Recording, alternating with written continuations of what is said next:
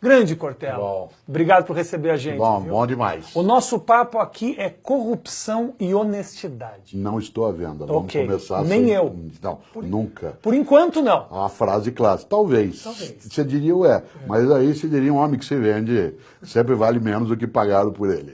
O que diferencia uma pessoa honesta de uma pessoa desonesta? Nós todos somos as duas coisas. A corrupção, ela é uma possibilidade, mas ela não é uma obrigatoriedade. Qualquer um e qualquer uma de nós pode ser, sim, um corrupto. Mas eu não sou obrigado a ser. Não é porque o casamento está em crise no Ocidente que o meu tem que entrar em crise também. Né? Não é porque existe hoje uma crise na religião que a minha religião tem que entrar em crise. Não é um mecanismo de transferência automática. Você e eu somos capazes de deslizes. Você e eu somos capazes de transgredir aquilo que é a decência. Machado de Assis lembrava algo que eu gosto de retomar e que eu uso até em algumas reflexões. Não é a ocasião que faz o ladrão, a ocasião apenas o revela. A condição de ser ladrão ou não é anterior à ocasião.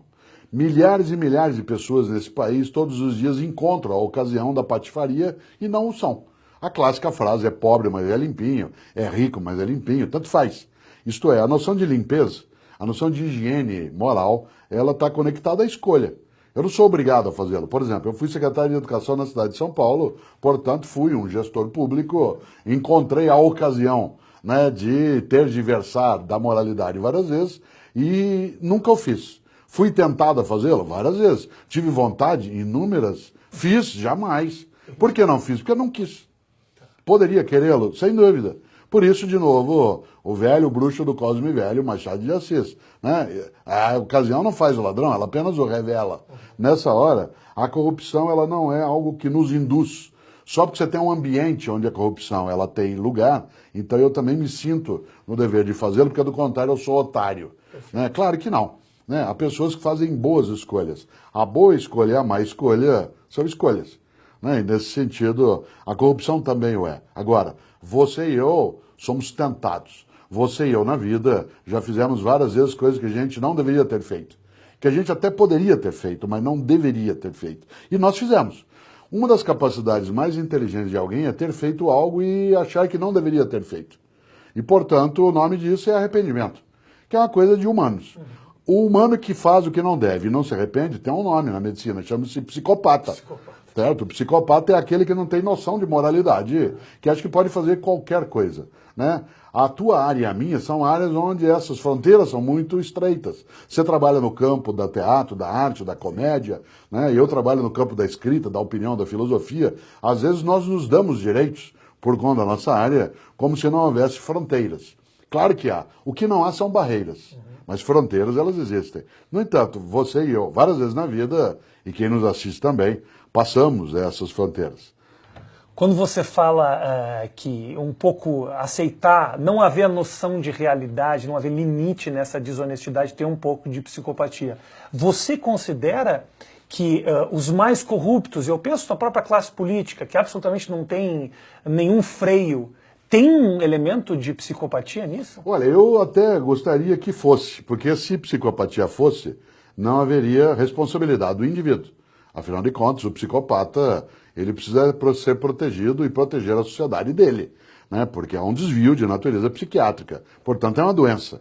Se fosse uma doença de natureza fármaco-biológica, eu ficaria feliz. Mas para alguns é mau caráter mesmo. É, safadeza. Né? Isso, safadeza. É ser um pulha, para usar um termo do século XIX. Né? Um pilantra. É a pessoa que decide fazer o que não deve. E você diria assim, mas e qual é o limite? Aí é que entra em cena uma expressão que é a ganância.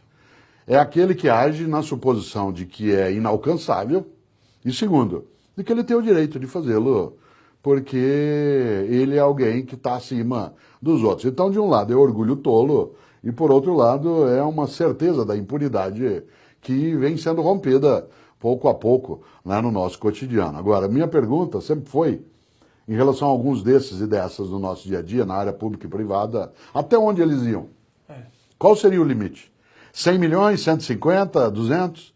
Ele come mais do que ele conseguiria? Ele ia sentar em outros vasos sanitários que não fosse já de ouro? Né? Ele ia conseguir dormir mais do que o necessário? Ia viajar mais do que o tempo de vida que tem? O que ele faria com isso?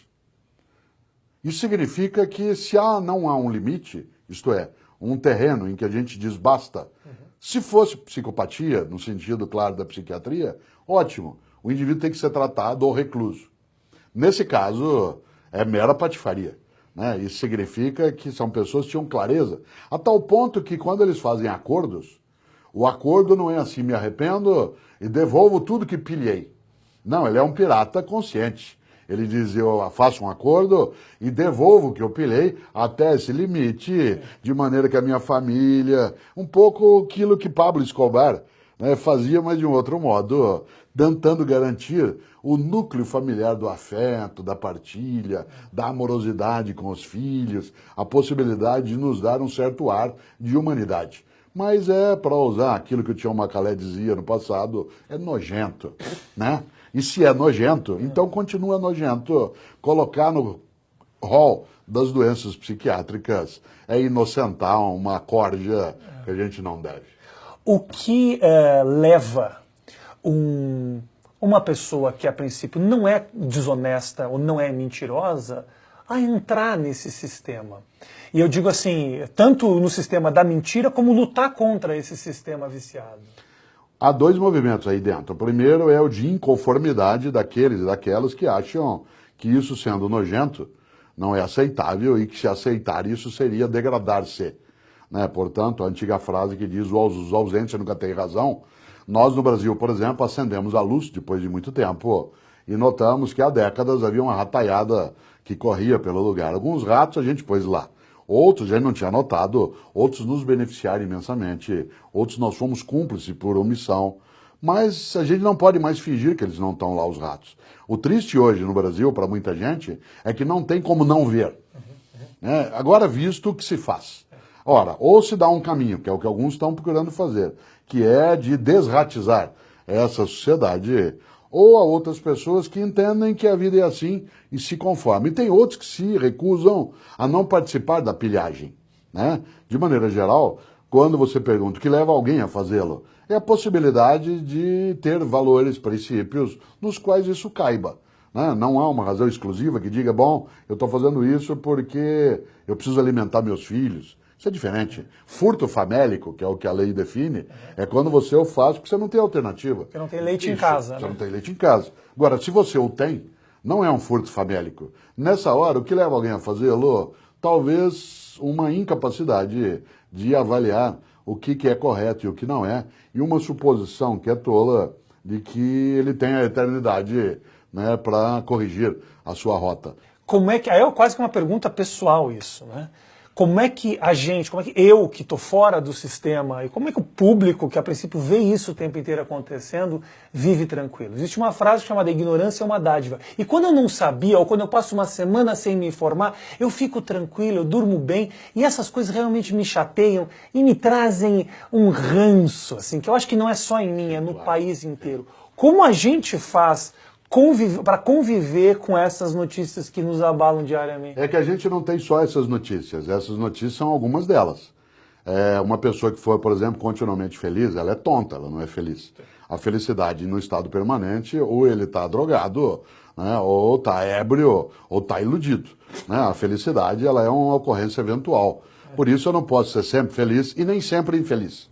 Há momentos que, como você e eu, quero me desconectar. Eu não quero ver naqueles dias, mas eu também não posso não ver. Eu não posso fingir que a realidade que está à minha volta não está conectada a mim. Nesta hora, é necessário lembrar alguma coisa que alguns dizem. Né? Há pessoas, por exemplo, que nunca vão a uma reunião de condomínio num prédio. Dizem, eu não vou lá, sabe por quê? É só uma discussão, uma brigaiada, então eu não quero participar. Já participou. Porque a ausência, ela é o reforço daquele que vai ser vitorioso. Ela é o voto branco, tem um significado por trás. Aquele que escolhe neutralidade já decidiu estar ao lado de quem vai vencer. Aliás, sem que ele participe da vitória ou da derrota. Por isso, as pessoas como a gente, que não estão mergulhadas nisso como partícipes meliantes, mas que estão acompanhando como cidadãos, a gente tem que prestar atenção para ver até que ponto. Vez ou outra eu quero um respiro e, portanto, eu me desconecto da informação apenas para não ter uma dor de cabeça contínua, ou quando isso é omissão, quando isso é algo que faz com que eu seja cúmplice por não participar. Eu não tenho a menor dúvida que a gente não aguenta o tempo todo, está lendo tudo, vendo tudo, mas retirar-se Vez ou outra é um sinal de busca de sanidade, que tal como a gente às vezes sai quando está mergulhando até a área onde tem oxigênio, mas depois volta. Agora, ficar o tempo todo lá de fora da água subiando, como se não tivesse nada por baixo, é mais uma maneira, né, de ajudar aqueles que estão apodrecendo o que está à nossa volta. E mesmo respirando lá em cima, uma hora o tubarão pega o nosso pé, não tem como... Sim, né? porque como acontece, a vida e a política, elas são como o mar. Você nunca soube de um peixe que morresse de velhice. Né? Você soube, um peixe morreu ou faleceu de velhice, não. Não. Um come o outro. Né? A política, ela tem um pouco isso. O mundo da política é como o mar, não há velhice que chegue. Né? Você é deglutido antes que fique, né, mais velho. Embora nós tenhamos, por exemplo, os tubarões aí, alguns milhões de anos circulando, mas não é o mesmo tubarão. Ele será, assim como ele deglute, ele será deglutido. A vida não precisa ser desse modo, mas ela pode ser. Mahatma Gandhi dizia, olho por olho, uma hora acabamos todos cegos. É uma escolha, é uma decisão. Certo? Lindo. Não por isso. Obrigado. Grato. Obrigado.